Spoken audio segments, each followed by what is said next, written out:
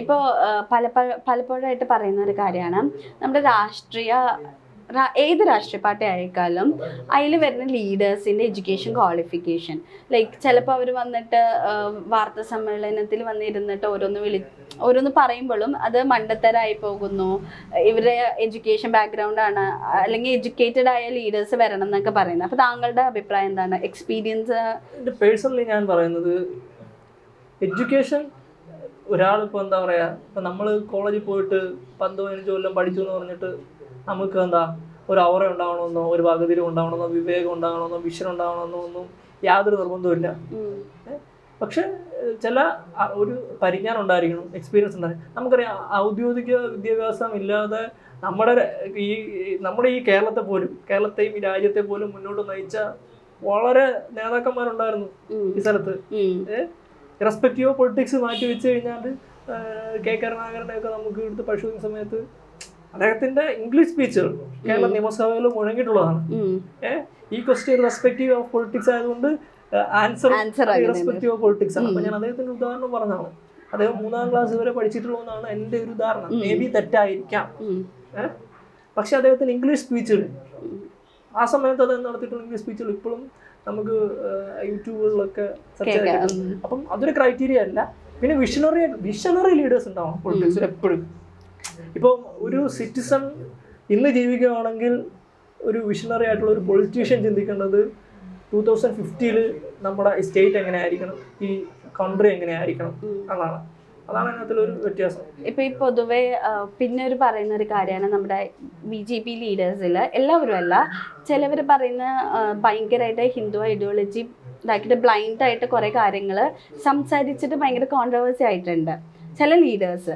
അപ്പോൾ അവർ ആകെ മൊത്തം നോക്കുന്നത് ഹിന്ദു ഐഡിയോളജിയും മുസ്ലിം ഹെയ്റ്റും എന്നുള്ള രീതിയിലാണ്. എല്ലാ ലീഡേഴ്സും അല്ല, ചില ലീഡേഴ്സ്. അപ്പോൾ അങ്ങനത്തെ ഒരു മനോഭാവം മാറിയിട്ട് ഇപ്പം ഈ പറഞ്ഞ പോലെ തന്നെ എല്ലാവർക്കും ഒരു കോമൺ ആയിട്ടുള്ള നന്മ എന്നുള്ള രീതിയിലേക്ക് എല്ലാവരും ചിന്തിച്ചു തുടങ്ങണം എന്ന് തോന്നിയിട്ടുണ്ടോ?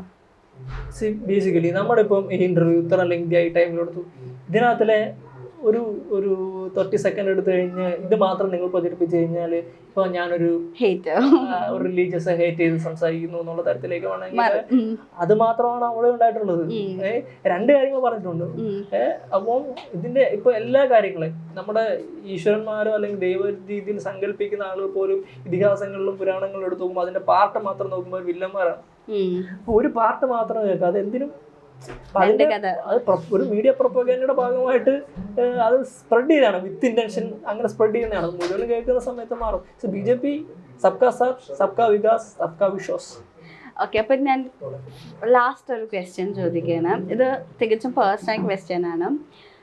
താങ്കൾ ഒരു BJP ആക്ടിവിസ്റ്റും കൂടിയാണല്ലോ. അപ്പോൾ ഇപ്പം ഈ പറയുന്ന കാര്യങ്ങൾ BJPനെ സപ്പോർട്ട് ചെയ്ത് അതുകൊണ്ട് ലൈക്ക് BJP ആക്ടിവിസ്റ്റ് ആയതുകൊണ്ടാണ് താങ്കൾ സപ്പോർട്ട് ചെയ്ത് സംസാരിക്കുന്നു എന്ന രീതിയിലുള്ള ആരെങ്കിലും പറഞ്ഞിട്ടുണ്ടോ? അങ്ങനെ എന്തെങ്കിലും ക്രിറ്റിസിസം നേരിട്ടിട്ടുണ്ടോ? ഞാൻ എന്തുകൊണ്ട് ക്രിറ്റിസൈസ് ചെയ്യപ്പെട്ടുകൂടാ? ക്രിറ്റിസൈസ് ചെയ്യണം. ഞാൻ മാത്രം ഈ പറയുന്നത് ശരിയാണെന്ന് പറഞ്ഞിട്ടല്ല ഞാൻ പറയുന്നത്. ഞാൻ ഈ പറയുന്ന പോയിന്റ് നിങ്ങൾ ചിന്തിക്കുക, അല്ലെങ്കിൽ ഈ പോയിന്റ് കൂടി നിങ്ങൾ ചിന്തിക്കുക. എന്നിട്ട് നിങ്ങളുടെ കാഴ്ചപ്പാടും ഈ പോയിന്റ് ചിന്തിക്കുമ്പോൾ ഇന്ന് ഗൂഗിൾ ഡൊമൈനും ChatGPT ഒക്കെ അവൈലബിൾ ആണ്. ഞാൻ ഈ പറയുന്ന സാധനങ്ങൾ ഗൂഗിൾ ചെയ്യുക, ChatGPT നോക്കാം. അതിൽ എന്തെങ്കിലും വസ്തുത ഉണ്ടെങ്കിൽ മാത്രം വിശ്വസിച്ചാൽ മതി. ഇത്ര നേരം ഞങ്ങളൊപ്പം ടൈം സ്പെൻഡ് ചെയ്തതിന് നന്ദി. കുറേ കാര്യങ്ങളും കുറേ സത്യാവസ്ഥ എല്ലാം ഞങ്ങളായിട്ട് ഡിസ്കസ് ചെയ്തു.